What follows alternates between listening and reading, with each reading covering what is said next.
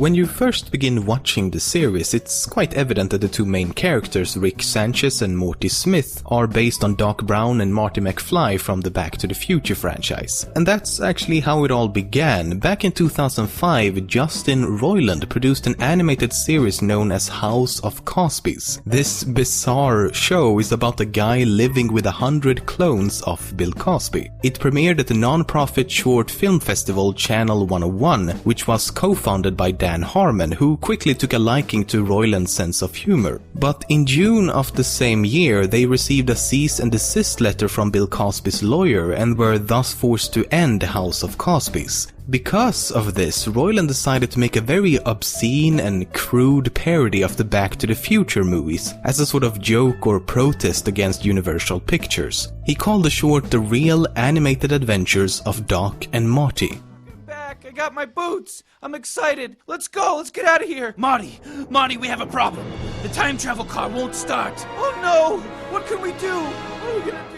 It was never intended to be anything more than a joke, but Roiland became really fond of his own impressions of the two characters and decided to explore this idea further. Many years later, in 2012, Harmon was approached by Adult Swim to create an original animated show for the network. But Harmon, previously creating and working on Community, didn't have any real experience with animation at this point, so he immediately thought of Roiland. He gave him a call, and Roiland promptly pitched the idea of using the Doc and Marty characters to produce a show titled Rick and Morty. In the episode Me Seeks and Destroy, we meet a disturbing character known as King Jellybean. This character, like Rick and Morty themselves, is actually from a previous animation that Roiland produced called Unbelievable Tales. Welcome to Unbelievable Tales. We don't have a lot of time here. I'm sorry. I apologize. In this animation, the character is known as Crumply Crumplestein and is even more grotesque than the version in Rick and Morty. During the show, you might have noticed a character with rainbow-colored suspenders and an American football on his shirt. The stitches on the football also appear to be in the form of Roman numerals, spelling out 18, 3, and 5. If you use the numbers for the corresponding letter in the alphabet, you get R, C, E. So what does that mean? Well, so far it means nothing, and it will likely remain that way. You see, Roiland explained in an interview that he himself, the creator of Galaxy Falls, Alex Hirsch, and Jason Ruiz, who was working on another animated show called Murder Police, got together one day and talked about including parts of a secret code in each of their shows. So if someone found all three codes and put them all together, it would make a word or a sentence. But for some reason, Roiland was the only one to follow through with this rainbow suspenders guy, and thus the secret code makes no sense. One of the main reasons for the show being made in the first place was Roiland's distinct way of voicing both Rick and Morty. Long before the show began, it was a sort of inside joke among friends for Roiland to make these voices. It's been said that something that really makes the show unique is the way he's able to quickly switch between the two characters and improvise new lines and situations by essentially talking to himself. But this almost didn't happen because at first, Adult Swim didn't want him to be the voice of Morty. Instead, they were looking into other famous voice actors like Billy West and Tara Strong. But Roiland kept pushing his idea of voicing both characters, and eventually he got his wish. The theme song for Rick and Morty actually comes from another animated show that Roiland also produced called Dog World.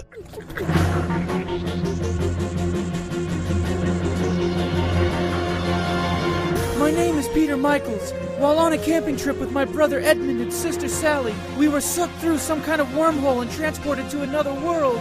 Dog World. Now we live with... It's about humans living in a world with intelligent talking dogs. It was supposed to air on Cartoon Network, but the project was never completed as Roiland simply had too many things in development at the time. All that remains today is the animatic version available online. The episode Lawnmower Dog in Rick and Morty also makes a lot of references to this incomplete pilot. For example, the family in Dog World has a human pet named Ruffles, and in this episode the dog known as Snowball is mistakenly called Ruffles by Rick. Alright, Ruffles. What's his name? Snuffles? Snuffles. Shake. The father in each show is named Jerry after one of Roiland's real-life dogs. And then at the end of the episode, Rick and Morty makes a very clear and direct reference by saying this. Wow, a whole world populated by intelligent dogs. I wonder what it'll be like, Rick. I think it'll be great, Morty. You know, it could be developed into a very satisfying project for people of all ages. I mean, I'd watch it, Morty, for at least 11 minutes a pop. You know, maybe they'll do it board-driven. You know, that's a real comforting idea, Rick. What do you know, Morty? What do you know?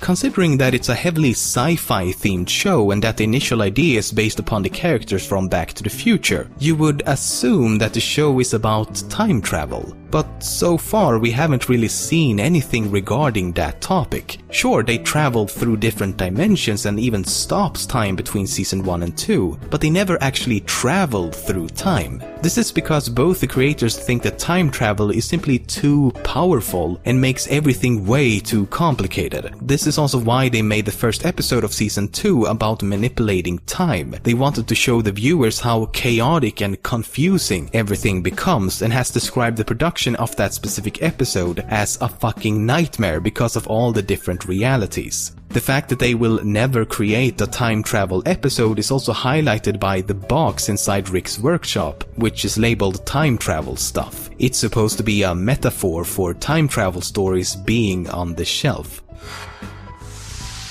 It's possible that Rick and Morty and Gravity Falls are somehow connected. In the episode Society of the Blind Eye of the animated show Gravity Falls, a character accidentally drops his pen, notepad and mug through a portal. In the episode Close Rick Counters of the Rick Kind, these very same items can be seen emerging from a portal.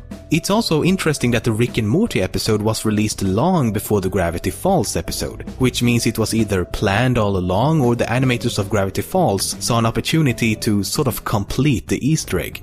And it isn't that surprising considering that Alex Hirsch and Justin Roiland are longtime friends. Another connection to Gravity Falls can be found in the episode Big Trouble in Little Sanchez, in which the character Bill Cipher from Gravity Falls is briefly seen.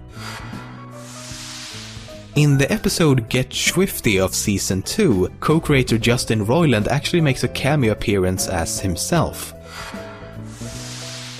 Many of the episode's titles and entire plot lines are allusions to various forms of mainstream media. Some are quite obvious, like Anatomy Park being a reference to Jurassic Park and Look Who's Purging Now being a parody of The Purge. Then there's more obscure episodes like Lawnmower Dog being a reference to the movie The Lawnmower Man. In the same way that a dog becomes super intelligent in the episode, a mentally handicapped person becomes super intelligent in the movie.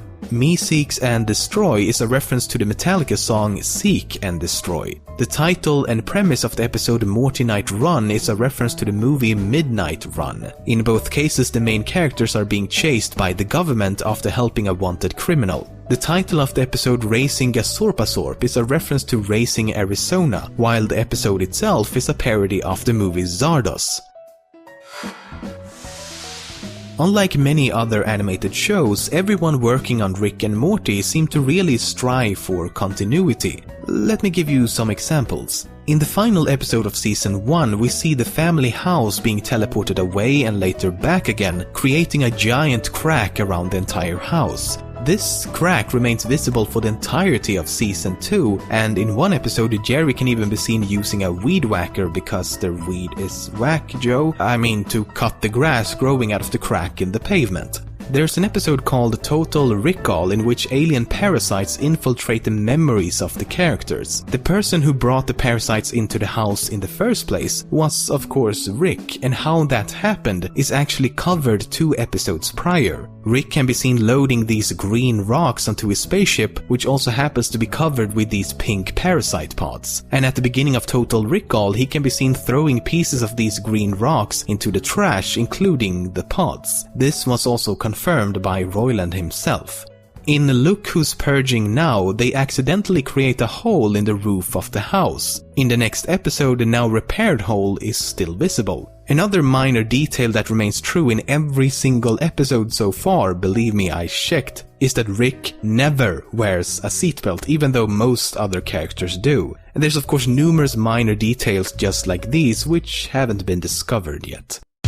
This is Earth Radio, and now here's human music.